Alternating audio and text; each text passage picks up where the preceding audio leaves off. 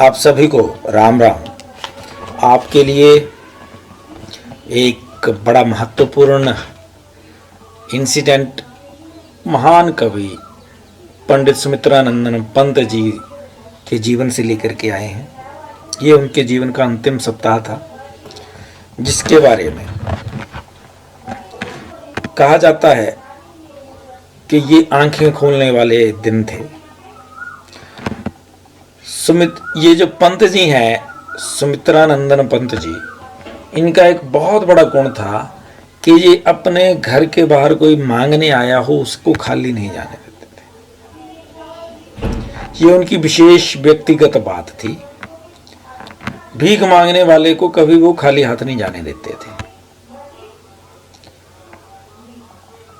और यदि उनको ये लगे कि ये साधु पुरुष है, महान व्यक्तित्व है, तो उसको 1 रुपया उस समय दे दिया करते थे, जो उस जमाने में देखा जाए तो उस जमाने के हिसाब से आज के 100 रुपये से अधिक होता है।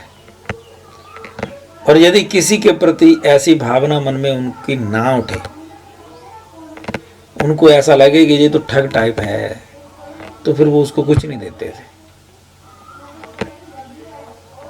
पंत जी के निधन से 1 सप्ताह पहले एक तेजस्वी साधु उनके दरवाजे पर आया। पंत जी ने उसे देखते ही साधु प्रकृति का व्यक्ति समझा। उसे हाथ जोड़कर 1 रुपया दिया। उस व्यक्ति ने पंत जी की ओर एक नजर डाली और बोला, आशीर्वाद के रूप में मैं आपको इतना ही कह सकता हूं कि आज के 7वें दिन आपका निधन होगा। इस सप्ताह में आपके जितने भी अधूरे काम हैं उनको पूरा कर लें।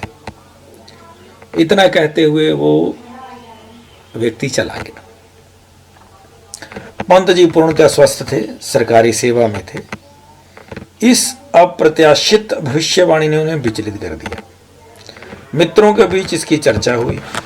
मित्रों ने इसे साधु का हथकंडा बताया, जिससे वे 1-2 दिन में पुनः आकर ग्रह शांति के लिए पूजा पाठ करने के नाम पर और पैसे मांग लेगा। किंतु पंत जी ने साधु के भविष्यवाणी को गंभीरता से लिया। उनके मित्रों को तो लगता था कि वो जो बोल करके गया है वो ठग टाइप है, बाद में लूटेगा, लेकिन पंत जी को ऐसा नहीं लग रहा था। अतः उनके मित्र मंडली ने यह तय किया, किसकी? पंत जी के मित्रों ने यह तय किया कि पंत जी को कभी भी अकेला नहीं छोड़ा जाएगा जब तक कि भविष्यवाणी का 7वां दिन ना गुजर जाए। इस बीच पंत जी, देखिए, पंत जी अविवाहित थे। उन्होंने अपनी संपत्ति के संबंध में आवश्यक कार्रवाई संपन्न कर ली। मित्रों का अनवरत साथ बारी बारी से 7 दिन के लिए बंध गया। अर्थात 7 दिन उनके मित्र बारी बारी से हर दिन उनके पास रहते थे, और फिर अंत में घोषित 7वां दिन भी आ गया, जिस दिन की भविष्यवाणी थी। तब तक ऐसा कुछ भी नहीं हुआ जिससे पंत जी के निधन का कोई कारण का संयोग बनता दिखता हो। मित्रों का पहरा सावधानी से भरा था। पंत जी पर यह प्रतिबंध लग गया था कि वे अगर बाथरूम भी जाएं तो अंदर से चिटखनी नहीं लगाएंगे। उस दुर्भाग्यपूर्ण अंतिम दिन में रात में 10-11 के बीच मित्र मंडली जश्न मना रही थी कि वह आखिरी दिन भी कट गया, जिसे पंत जी अपने सीधे साधे मिजाज के कारण भविष्यवाणी के आलोक में अंतिम दिन मान रहे थे। अब चिंता या पहरे की कोई जरूरत नहीं थी। चुटकियां भी ली गईं। अगर साधु यह भविष्यवाणी करके नहीं जाता तो आप अपनी वृद्धावस्था में संपत्ति का प्रबंधन कैसे करते पंडित जी? ऐसा भी उनके मित्रों ने बोलना शुरू कर दिया। तभी पंत जी को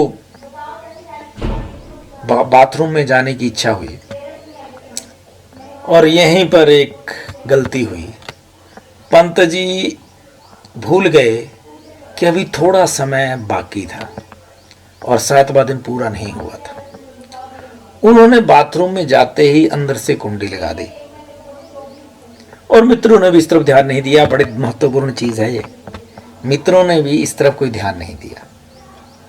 तभी बाथरूम में जैसे ही वो गए, चिटकने लगाई और पंडित पंत जी की एक जोरदार चीख निकली। उनकी चीख सुनी तो मित्र घबरा गए। वो बाथरूम की तरफ दौड़े। भीतर से दरवाजा बंद होने के कारण मित्रों को धक्के मारकर दरवाजा तोड़ना पड़ा, लेकिन अंदर पंत जी का मृत शरीर पड़ा था। ऐसी कोई भी बात नहीं दिख रही थी जिसे पंडित सुमित्रानंदन पंत जी की मौत का कारण माना जा सके। और इस प्रकार पंत जी के अंतिम सप्ताह का समापन हो गया। हमें बड़ा ध्यान देना होता है, एक तो यह कि कोई क्या बोल रहा है, कोई कौन है, प्लस अपने शब्द, अपने शब्दों का बड़ा ध्यान। और इतने महान कवि, इतने महान संत की उपमा दी जाती है उनको, पंडित सुमित्रानंदन पंत जी, उस दिन अचानक इस दुनिया को छोड़ करके देवलोक की तरफ प्रस्थान कर गए।